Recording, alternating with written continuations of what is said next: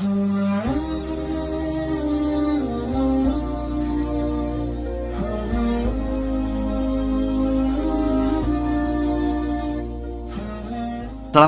Buya. Assalamualaikum. Allahumma sholli ala sayyidina Muhammad wa ala ali sayyidina Muhammad.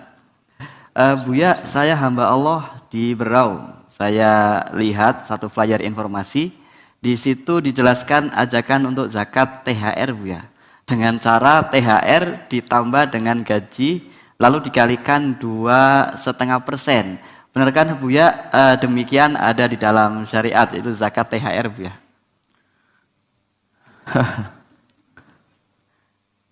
Kita itu dilarang berbuat zalim kepada orang fakir dengan tidak mengeluarkan zakat.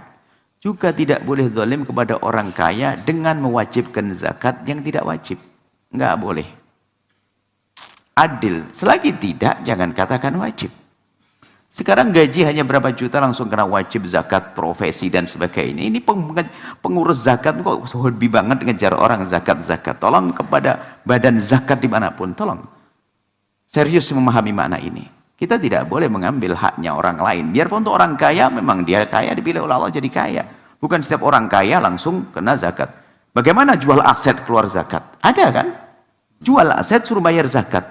Aset dijual nggak bayar zakat. Mana ada zakat jual aset? Kalau jual beli baru bayar zakat.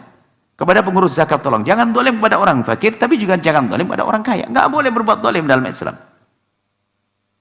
Saya harus sedikit tegas masalah ini.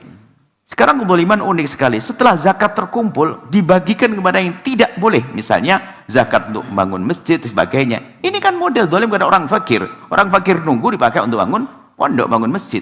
Mohon maaf, ini serius ini. Alhamdulillah kami bangga dengan Badan Amil Zakat Cirebon. Di saat kami menyampaikan kalimat ini, kami diundang. Waktu di Badan Amil Zakat dan diskusi selama 2 jam untuk menjelaskan masalah ini. Karena apa? Orang fakir menunggu jangan untuk bangun pondok pesantren, bangun masjid. Yang bangun masjid orang kaya, jangan duitnya orang fakir. Jadi kita salah dari 2 cara. Mengambilnya juga salah. Yang tidak wajib zakat, kita kan wajib zakat. Anda jual aset, harganya 10 miliar. Biarpun 10 miliar, orang jualan, kok bukan jual beli dia. Orang jualan bukan jual beli, jangan langsung wah wajib zakat. Kok seneng banget ngejar zakatnya orang. Zakat profesi seorang pegawai gaji 4 juta. Gaji 5 juta langsung kena zakat profesi. Ini hobi banget ngambil zakatnya orang. Duitnya orang. Mohon maaf saya harus tegas masalah ini. Kenapa? Zalim kepada orang kaya juga tidak boleh. Zalim kepada orang fakir juga tidak boleh. Sementara zakat profesi itu keringat. Sehingga kalau kita kembali kepada aimah, maka tidak ada itu zakat. Kalaupun harus diadakan karena gajinya sangat tinggi dan sebagainya, maka diringankan seringan-ringannya. Bukan langsung dikit-dikit profesi, dikit-dikit zakat profesi, dikit zakat profesi. Mohon maaf ini. Tolong dicek, ditelaah kembali masalah ini.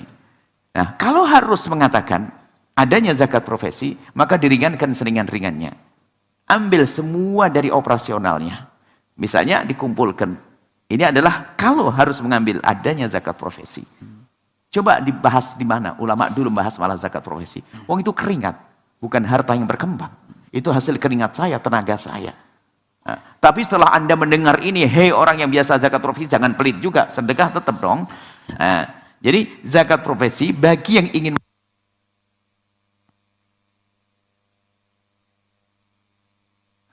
hendaknya diringankan seringan-ringannya.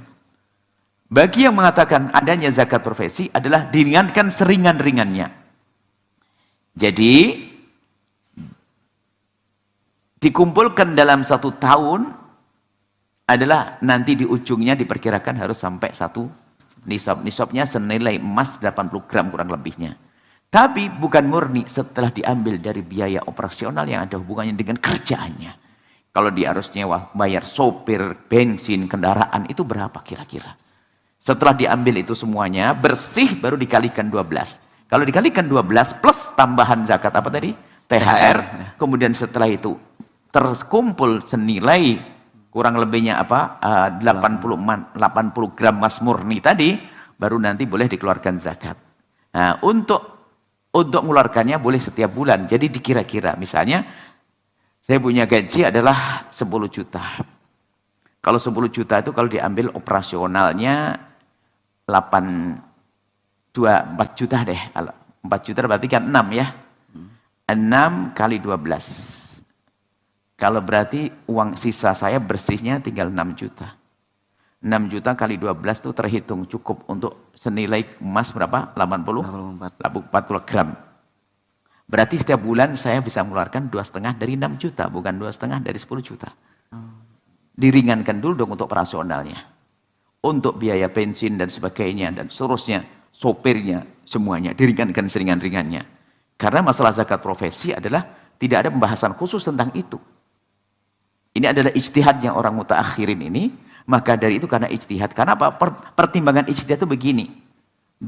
Dulu memang nggak ada orang punya gaji sampai puluhan juta. Nggak bayang. Orang kerja itu gaji hanya makan sehari 2 hari. Orang kerja kan begitu. Sekarang ada orang kerja gajinya sampai 50 juta, 100 juta. Sehingga pikir, bagaimana orang yang punya panenan hanya 10 juta saja wajib zakat? Ya, pemanenan yang nilai 10 juta sudah wajib zakat. Bagaimana ini? 10 juta, 15 juta hanya. Kan kalau tidak salah 700 beras itu atau 1,2 ton itu kan senilainya kurang lebih hanya belasan juta ya. Itu sudah wajib zakat. Bagaimana orang gajinya segitu tidak wajib zakat? Baru si para ulama berijtihad. Tapi ulama mereka juga punya nurani. Karena pada dasarnya tidak ada zakat profesi ini, maka ini ijtihadnya para ulama mutaakhirin, maka diringankan seringan-ringannya. Bukan seperti itu langsung. Berarti gimana? Gaji plus THR langsung kurangi 2,5% lah. Tolonglah badan ambil zakat. Jual aset jangan suruh wajib zakat. Tolong dikoreksi lagi. Mohon maaf ini kami karena apa? Kedzaliman nggak boleh kepada siapapun. Kepada orang fakir. Orang fakir jangan duit zakat Anda hambur-hamburkan untuk bangun ini tuh. Fakir tuh nunggu. Kalau Anda pengen tahu orang fakir, pergi ke rumah sakit yang murah sana itu. Ada orang yang bisa anak orang tuanya sakit. Iya, dia dapat bantuan dari negara yang sakit. Tapi yang jaga siapa yang gaji dia? Ayo. Akankah kita rela menggunakan uang itu untuk membangun masjid, bangun pesantren dan sebagainya? Kita perlu nurani. Jangan melakukan sana sini zalim. Zalim mengambilnya, zalim menyalurkannya. Waduh, apa ini? Jangan sampai seharusnya ini untuk membantu orang malah menjadi ajang untuk berbuat zalim. Sedikit masalah zakat ini penting banget. Penjahat zakat ada 3. Penjahat zakat ada 3. 1, orang tidak berhak menerima zakat, ngaku-ngaku dia menerima zakat. Berhak. Yang kedua, yang tidak mengerti zakat, membagi dengan cara yang salah. Yang ketiga, orang wajib zakat tidak membayar zakat. Hati-hati. Semoga Allah menjaga kita semuanya. Amin. Dari hal-hal yang semacam itu. Mohon maaf ini kami sampaikan demi agar kita tidak zalim kepada siapapun. Jangan dianggap zalim itu nggak boleh kepada orang fakir saja. Zalim pada orang kaya juga tidak boleh. Keadilan harus ada. Dan keadilan adalah dengan ilmu. Wallahu a'lam bishawab. Setelah Anda menyaksikan video ini, jangan lupa berselawat kepada baginda Nabi Muhammad sallallahu alaihi wa alihi wa sahbihi wasallam.